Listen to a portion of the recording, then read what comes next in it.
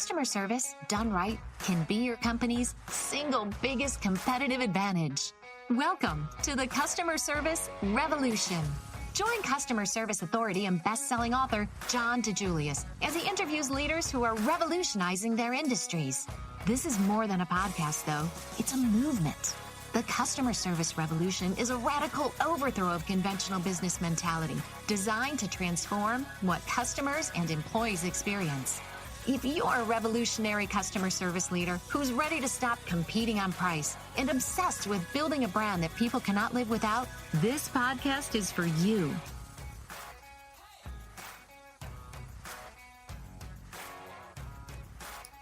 Hi, revolutionaries. This week's episode is a continuation of last week's. So if you haven't listened to episode 192, we recommend that you listen to that before starting this one. Welcome to the show. The DiJulius Group has been, a customer service consulting business based on those 10 commandments, which really was born in 2008. And those commandments came from what you created in the salons, what you learned speaking. Everything. Yeah. And so, another thing, so I want to go back to why we opened John Roberts was because there was something wrong in the industry. Not good business, well-run businesses, didn't take care of the hairdresser, didn't take care of the customer, all that. So we said, hey, we could be different here. And we were probably naive, but we did, and we did it, right? And we have, a lot of people that have 25, 30 years experience still with us, and it's grown and it's, really, really successful salon operation without me, thanks to, you and Eric and all the other great managers we have. But back when I was trying to figure out how to grow John Roberts, it was easy when we just had 4 employees, because 50% of the staff was me and Stacy. So whether you, the new employee, got it or you didn't have a choice, because you had to work with us all day and all night. And, we were right next to you. And if if the new employee or the employee wasn't speaking well to the client or was running late and not being empathetic and apologetic and making it right, I mean, you couldn't have done that working in the trenches with me and Stacy.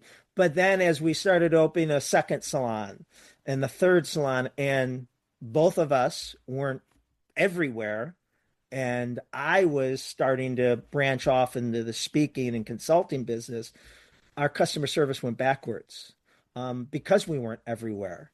And we took a hit. And that's when I really was starting to try to investigate, how do you systemize customer service?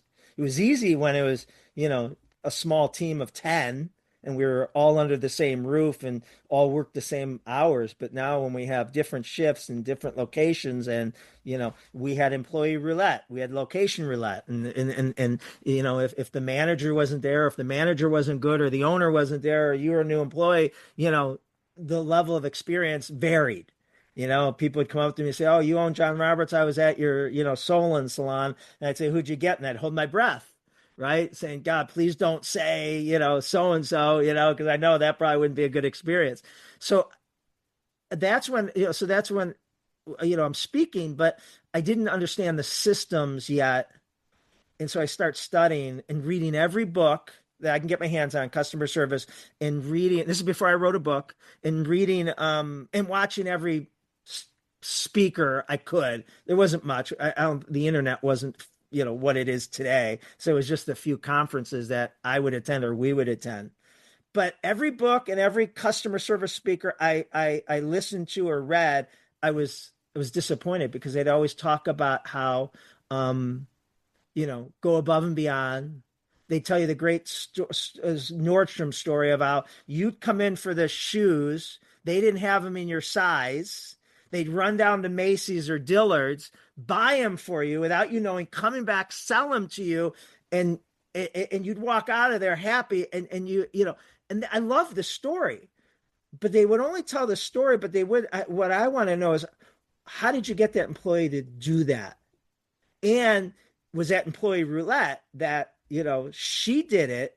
But if that customer came back tomorrow and got a different employee, or the general manager wasn't there to inspire, initiate, would that happen? And that became my biggest frustration. So that's when I really started researching on my own. Um, I never felt like there was a good customer service book or content out there that told you the how. They told you the warm and fuzzy story, but not the how.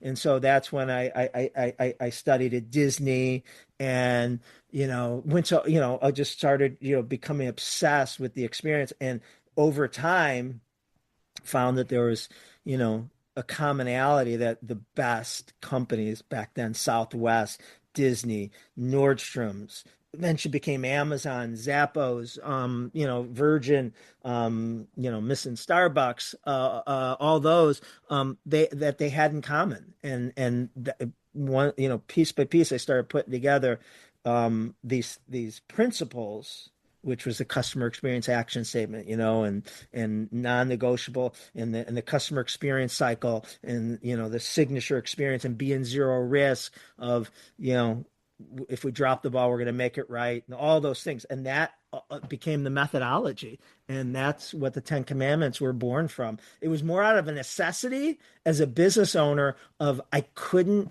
initially get my salons to be consistent. We had employee roulette. We had location roulette. We had all those things that people now hire us for, that today I think in the salons are so much better because we learn the hard way. Yeah, this is something that I've seen time and again with our clients, that we have so many that are multi-unit franchise that need that consistency. And that's what this methodology helps provide to them. Something I don't know that you really touched on is, how big were the salons at this time? I mean, how many locations are there? And how many employees do you have at John Roberts? What are we talking about here, to give people an idea? Yeah. Now you've stepped away and Eric is running. Eric and his team, Ashley, and they're all so good. And that goes back to a previous article, previous podcast that we've done, Denise, that I talked about that soul of a startup article from HBR, right? And it goes back to, being in the trenches with me, you, Denise, Marie, you guys would do anything, but now I'm gone. We lost Stacy. So you got to think about, John Roberts lost both their owners, right? I'm not active, and unfortunately we lost Stacy. And so but we had to make you and Eric and Ashley and Lindsay, and the next generation of leaders, the people that those employees would walk through a fire for and have the same obsession. But we have 4 locations, all in Northeast Ohio. We stopped growing them from a footprint when I kind of both me and Stacy left. We're no longer involved in the salons, but they do great. They do between $5 and $6 million a year, and I think they're just really run really, really well, maybe better than they've ever been right now. And that attributes to Eric and Ashley and all his salon leaders, and they are obsessed with the customer experience. I mean, they kind of don't have a choice, working for me, but also there's so many people that read the book, hear me speak, that it kind of puts this bullseye on them, that people want to come in and see if we're that good. So talk about your leadership development program with the salons, because obviously there's something there that works really well, that you have a bench of people that that are really strong leaders and that people walk through a fire for. Yeah, I think I know we're guilty of it, but in the newest book, The Employee Experience Revolution, that came out last year by myself and Dave Murray, there's a big chapter about developing leaders, and it says 82% of managers are accidental, and we're all we've all, every business is guilty of that. but I've always tried to create like you said, a bench of future leaders. So from the moment, first, I wanted people to realize it could be Denise back when you were, starting off, but anyone that this doesn't have to be a temporary transitional job, right? You can be a service provider here. And if you like that, great. You could be the head of the department. If you help us grow and we open a new location, you can go open that location. You want to be the salon coordinator. You want to be, there's places for you to go. So so even, after an employee's 90 days, if they, show that they have promise, interest, they're raising their hand for more, we start giving them, putting me on teams, steering committees, projects, not saying, hey, you're promoted, and we have done that, and where we have egg on our face and all those things. But we try to start, easing someone in and giving them some little things to do to see how they do. Are they serious? Do they do it? Do they take it seriously? If leadership is something you're interested in, I want you to attend this class, watch this video, read this book, and present to the team or your department on how that applies. And then obviously how they're modeling the behavior of customer experience and all the other things that are critically important, professional development, all that. So, I think that again, with your help, with Eric's help, we've created, this feeder system of future generation of employees. And like, I was in the salon yesterday getting my hair cut, and I was just looking at, Monica, who, Monica's this girl that, for the rest of us, she was in high school. I was speaking, Brush High School brought their cosmetology to John Roberts, the first salon. And I spoke to them. And, I knew I had them. I knew they were mesmerized, right? I knew, they're, 16, 17, and 18-year-old girls, but I knew I was a good speaker, and I knew they were like, wow, this is really a cool place, and I'd want to work here. But they were all too shy and nervous. And so when, the teacher said, all right, everyone, the bus is here, time to go, 19 of 20 got up and started walking out back door. And this one little blonde knocks all these people down, comes up to me, and she says, I'm going to work for you. And I said, okay. And it was this little girl, Monica. And, she comes and she starts washing hair at high school. Then she graduates cosmetology, and she starts working for us. And she was the sweetest thing, and just rough around the edges. And I believe has, I don't think if you ever you get dyslexia, she had, a reading thing. And I remember she struggled with things, and, but she was just so good. Well, I'm getting my haircut by her yesterday. And she's telling me about how her twins are graduating in May. And I'm like, Monica, that was what you were when you came working for us, 25 years ago. And she's one of our lead educators. And what was so cool was I found out the hard way that Monica had a learning disability, because back then when we hired her, with the interview with the new employee orientation, we say, all right, I want everyone to read the policy handbook. Denise, you read the first paragraph, and Patty, you read the second paragraph, and Monica, you read the third paragraph. And then when we got to Monica, she struggled, and it was really awkward. And I'm like, oh God, I felt so bad.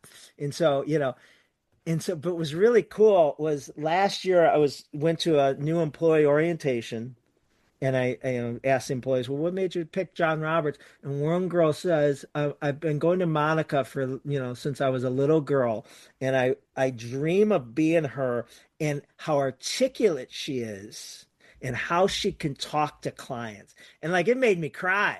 Like, that was little Monica who couldn't, articulate a sentence, and now she's this polished educator for us, and mom, and just a great thing. So it's so cool. And just looking around yesterday of all these people that are in the salon that take care of education and run the place, and it's just so cool. I mean, it's just a whole new generation of employees, but they're so good, and sometimes they can make me feel guilty for how passionate they are, and like, yeah, I feel the same. Like they are so into it. It's really cool. You've created a lot of opportunities for people over the years, and you have people who have graduated to their own businesses. Yeah, So I mean, there have been a lot of those I know, and in fact, I saw just today. I'm not on Facebook very often. I opened it up and I saw one past employee who started their own, acknowledging another past employee who started their own for help along the way, and I thought it was so cool to see that there's still that spirit yeah, of John Roberts, I think that, that still binds a lot of these people together.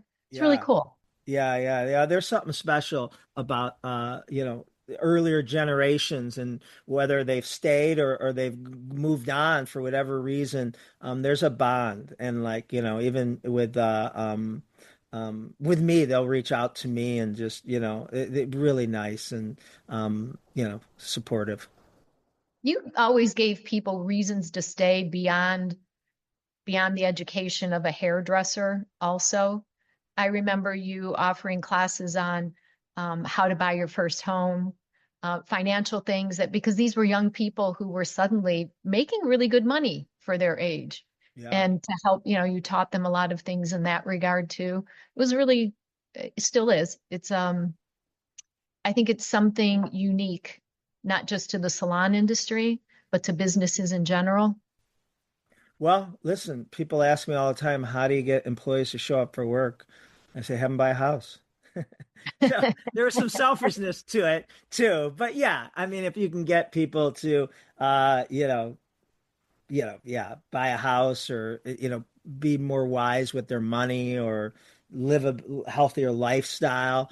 Those are the things that they talk about more than anything else at the holidays with their family, of why they work there, or they brag about, those kind of soft benefits of like, well, where'd you learn that? Oh, it's actually a class that we had at the salon. Well, why did don't you do hair? Why did you learn how to eat better, or, balance your checkbook, or whatever? And, those are the things. And, I've probably said this to you on podcasts before, but I always view a competition for employees to be their family members, right? And, family members get, angry with your significant other's job at times. Why do you have to work tonight? I got to take care of that. I got to pick up the kids again. Why aren't you going to be home for dinner? Why can't we go out? I've been on that side of the fence. And so, and then they meet other people who own a salon or are making, 2,000% commission, and they start talking. So it was always really important to, get the family members bought in and feel appreciated, for because they're making sacrifices, right, How do you during do that? our busy time. So, when we have those like our big events, and they bring their family members, recognizing the family members, having them stand up and us applaud them, because they, at times of years, they have to, make sacrifices so their employee can work their tail off, and do what they have to do. And that's more than just this, salon or consulting company or whatever it is, that there it's really rewarding. Something I love to show in my presentations in the employee retaining employees is about recognizing employees. And my favorite thing that I've ever been a part of in the salons is when we put someone on the floor. Right? You've been there, and it's probably happened to you. And, for those of you in the salon industry, you might have to train 6 months to a year as an assistant doing, like a doctor's residency. It's not a great job. And then you finally get promoted. Well, when we promote someone in the salon, they don't know exactly when. They know they're coming up. It's going to be soon. They might have to, test out, and so we don't kind of let them know. But what we'll do is someone will say, hey, Trisha, go in the back. I need more foils. And she goes in the back, and I have a picture that I just got sent from the last one that went on the floor. The whole family, grandparents, boyfriend, dad, mom, and it's just so cool. And it's just such a, they're there and it's a surprise. But anytime you can get, family members involved in milestones in the employee with the company, obviously gets them more emotionally connected with the company. And, man, you got a pretty good job. I wish my company treated me as well. I always remember, I think it was Kelly Ferrara. What's her name? Is that her name now, or Pinchot? Pinchot. Is that her name? I always forget. I always call it, she's been working at our spa. She probably almost replaced you, 20 some years ago. She used to say that when her husband Mike would get the mail, he would tell when she got a caught you doing some right card from someone. That's something that we send out, managers send out, and he'd get mad because she'd get these caught you doing some right cards and he didn't get them, and at work. And those are a good way. He'd get mad. Jealous. Explain what that is a little bit for listeners who aren't familiar with it. Yeah, so we have caught you doing some right cards that anyone any employee can give to each other. They can give up to each other, and they do. But our managers are supposed to catch people doing something right constantly, and we track that, and we will look at it and say, all right, Denise, you have 10 people that report to you.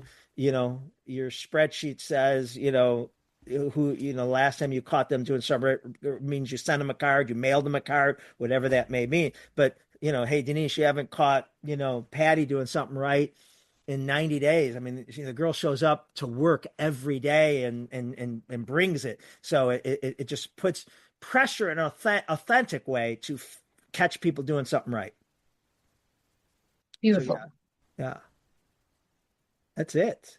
So the back to, my one thing talking to college kids or my sons is I just say, go do shit. I mean, it's so hard to say, and look at you, you changed careers a couple times and thought, I'm sure change it. And, to ask an 18-year-old or a 22-year-old, what do they want to do for the next 40 years? And I'm pretty sure, I don't know, this would be a good chat GPT thing is, people 50 and older, how many, what's the percentage there are onto a second or third or fourth career, right? And well, now with technology moving as fast as it is, kids coming out of college, I mean, you could guarantee they're going to have multiple careers in their life. Things are going to change so fast. You better start thinking about your next one. What's your next one? I got a little more, 30 more years of this. I don't want nothing. I love this. I love this. I mean, I can't believe I get to do this. But that's my point is, just go do shit and you'll find something that you're really, really good at that you can make a lot of money for that makes a positive impact. And that's what you'll gravitate for. If I would have gotten what I wanted, I would open a sporting goods store, and I'm sure that probably wouldn't have been a great business model. I mean, obviously it's I don't even know if there's too many left other than Dick's Sporting Goods store, right? And so, but I wanted to be an entrepreneur. I fell into the salon totally by accident, and it took off with, the partnership of what me and Stacy brought, and then fell into the speaking, and that took off. And, today I can't believe I get paid to do, any of it. When did you know you made it? I'll tell you when that happens. You haven't had that big moment yet? I don't know if you ever do. Being an entrepreneur, you're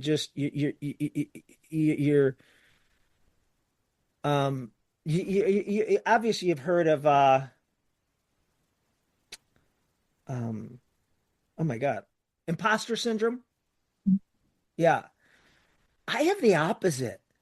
I don't know what that says about me, but like I'm mad that I'm not, somewhere like I have so much I still have to do, and I lose sleep at night that, I'm wasting time and I need to, I'm not accomplishing what I was put on the planet to do. No regrets and no, I mean, I love everything, but I don't have imposter syndrome. I have the opposite of like, you know, I'm running out of time. I only got, 30 to 40 years left to get the shit done. Hmm.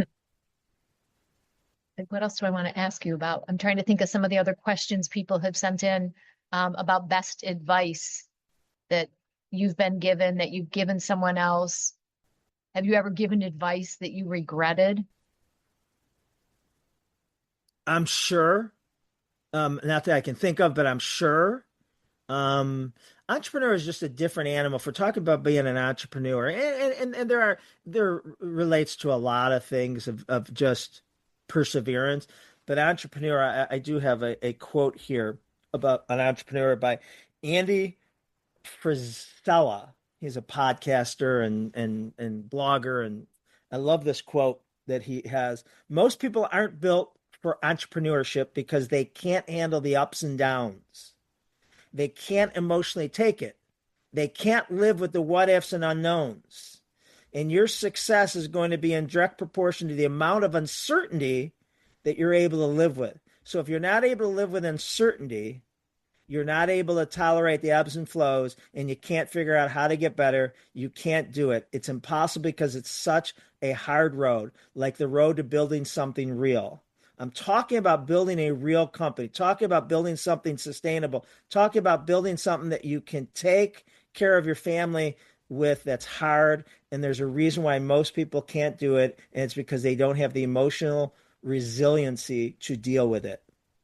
Andy Hmm. Frisella said that. And that's what entrepreneurship is. It's just kind of a state of panic and uncertainty. And I don't like being in it, but I think sometimes I'm better in that.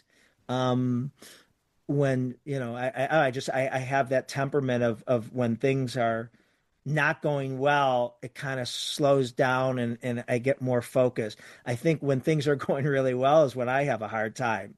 Um, because I'm not needed. You know what I mean? Like I'm needed when things aren't going well, and we feel like the ship is sinking, and it's like, all right, I'll figure it out. But when the ship is moving and stuff, it's like no one needs me and everyone's doing just fine. I like want to put a hole in the boat.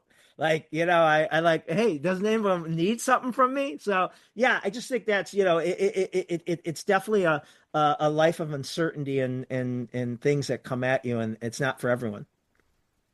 You are someone that puts a hole in the boat, pokes the bear, figures out, breaks it, even if it's working to see how we can make it better. What, where does that come from? I don't know. It might be the need to be needed. I don't know. I don't know. But I'm always worried about getting Ubered, right? I'm always worried about being the next Blockbuster and the next Radio Shack, the next Circuit City, the next Kodak. And it's like when things are going well, I get really nervous that we're taking our eye off what is around the next corner. So for an entrepreneur, it's easier when things aren't going well. For our my ADD or I know what I have to focus on. You know, having enough oxygen to make it to the end of the week or whatever that means. But it's when things are going well, I feel like we could be getting content and thinking that and I'm like, oh man, we don't see what's coming in. So there's a paranoia too, which What makes you paranoid right now about the future? the unknown. There's just so much going on, and there probably always is, but from all the uh different things happening in the world politically, not saying it's bad or good, it's just a lot of change, and we don't know what the fallout is and the unintended consequences. AI and the impact that's going to have. Um, the thing that really just concerns me is uh, the decline in people skills. The younger generation that had to go to school in during COVID, lost out on those opportunities. Then they're getting jobs out of school, working from home, which is horrible for their development years in meeting. And they just, the 20-year-olds have the highest depression ever. Excuse me. And that's just really scary. I just was reading an article that I'm writing an article on about how uh, employers and corporate people are firing Gen Zs left and right, and everything that's wrong with them. And I don't know if it's the same old that you hear. They're not motivated. They're not this. And I don't know. I guarantee you, that was said about us when we were entering the workforce or whatever. But the thing that is concerning is that they don't have the people skills. They don't know how to communicate, and that is that no fault to their own, the relationship disadvantage. So really making sure businesses they're not going to find the younger employees with the people skills. There's not enough out there. They're going to have to train them on it. How are you training your younger people? Because you have a lot of younger people coming into the salon on the people skills. I mean, it's a heavy people demand job. Yeah. Well, it's what the DiJulius Group teaches, right? It's teach them what empathy looks like, and empathy is a learned skill. I mean, I didn't have empathy when I was, probably not till I was in my mid to late 30s, right? I just, had, I didn't know, without life experiences, you just look at someone and say, they're effed up, and, man, it's their fault, and, they should be, getting off their ass, or why are they, drink too much, or, all these things that you just don't understand until you have life experiences. Or, she comes in late to work, she's unmotivated. There might be some serious reasons why she's coming in late. Where maybe she can't, her car won't make it to work because she's cannot save enough money to get ahead, and all those things. So compassion, empathy, rapport building, how to focus on someone else, be curious. I think that's a superpower. Asking. You should have a 4-to-1 ratio of questions asked versus answered. Keeping it off yourself, not asking a question because you're dying to answer it yourself, right? Probably like I did, asking if you're in Florida, just because I wanted to talk about my trips to the Caribbean coming up, right? I mean, we're all guilty of that, of asking, how was your weekend? Good. You want to know what I did? And couldn't repeat what the other person said. Just good listening skills, good empathy skills, good curiosity, focusing on the other person's forward, family, occupation, recreation, and dreams. Do you have a favorite book you recommend for getting to the Gen Zers? I mean, I did a lot of reading for our most recent book, The Employee Experience Revolution. I don't have one in particular. I'm sure they're out there, but I did a lot of really reading to try to put that in our book of how to motivate the different generations. But not necessarily. I just think caring and not thinking that they should be like their parents and trade hours for dollars. Listen, they had a front row seat. It's like they canceled hustle, the word hustle, right? I was like, what do you, okay, that's the greatest word ever, and that's what everyone should be doing. But then when I researched why, I could see where they're coming from. It's not necessarily I agree with them, but they had a front row seat to see their parents work their tails off, 2 jobs that a lot of them had never paid off financially, right? Maybe they worked long after they should have, retirement years to the day they died. And financially, it never paid off. Um, and then you go to the flip side of where it does pay off financially. That came at a cost. And usually the cost is relationships at home, divorce, not great relationships with, their kids. Who's to say we were right and they were wrong, or that they're wrong? So finding, the ground that, gives them what they want, and work should be fulfilling. We can't avoid that. Most Absolutely. people can't in their work in their lifetime. I'm looking at your books behind you. You have 6 books now. Yes. Which is your favorite? Ha. I think the customer service revolution. I think that's probably my favorite. They all have a special part. Secret Service was the first. Um, I had no idea if I was just telling people what everyone knew, and like it was just new to me. And so I was like, and it had a really big impact. And people still tell me today, 22, 3 years later, that it's the favorite book. They make every employee read it. I'm like, oh my God, like, don't, like, that book is so out of date, and like I'm embarrassed, but like it was just cool, right? So that has a special a place in my heart. What's the secret? Was our consulting business launch. But the customer service revolution seemed to kind of put those all into one thing. That's our highest selling book of all time. And the newest one, the Employee Experience Revolution. Is all about internal culture, taking care of your employees, onboarding, recruiting, retaining, developing leaders. Yeah. And the relationship economy. Is it's similar to the customer service revolution, but it's really timely. It's about building relationships in a digital world. I think it's great for B2B and salespeople, and people, especially, it came out a month before COVID, and it was perfect timing, for COVID, because it's about how to build relationships in a digital age, via Zoom, over the phone, via email, with technology, but not replacing the human person.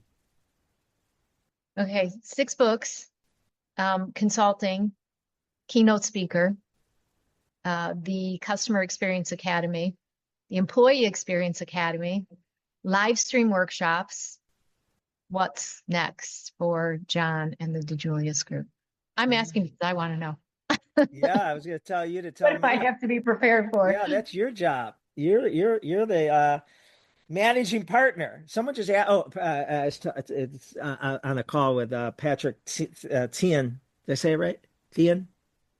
And he asked me what I do, and I said, Denise runs a business. I'm just out there, kind of the face of it. But I don't know. You tell me. What's the next thing? Oh, come on. You still have a very good handle on everything and know everything that's happening, and you are the idea generator. I always say you're like that popcorn machine. It's like with ideas. Yeah, I just think it's trying to streamline soft skills to help businesses develop, hire, and develop people, and bridge the gap between what they didn't get, that our generations were forced to get, um, and help them,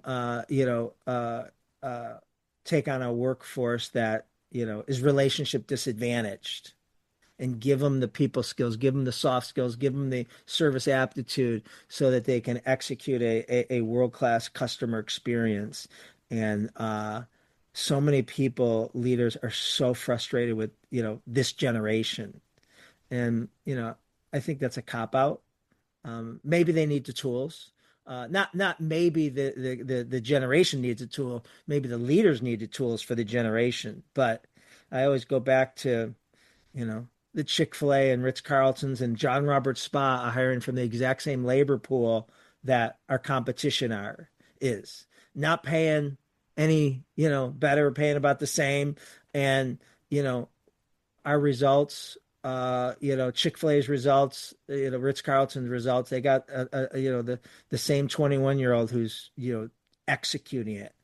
So it's not the generation, it's what we invest in them, after we hire them and train them and continue. 90% of an employee's professional development, the average company, comes within the first 6 months. So if you're going to work at a company for 10, 20 years, 10% of your professional development comes from 6 months to, I mean, that's scary. That's scary. 10%? Yeah. I mean, I'm sure that factors in turnover and all those other things, but and I bet you that 10% is more for the people who go into leadership roles. But once people get them up, trained operationally, they kind of, forget about them. Well, thank you for answering so many things. Anything else you want to add? No, thank you for helping me build some really cool businesses. Thanks for allowing me to be along for the ride. It's been pretty amazing. Coming up, we have live stream workshops. So this episode will air in about a week.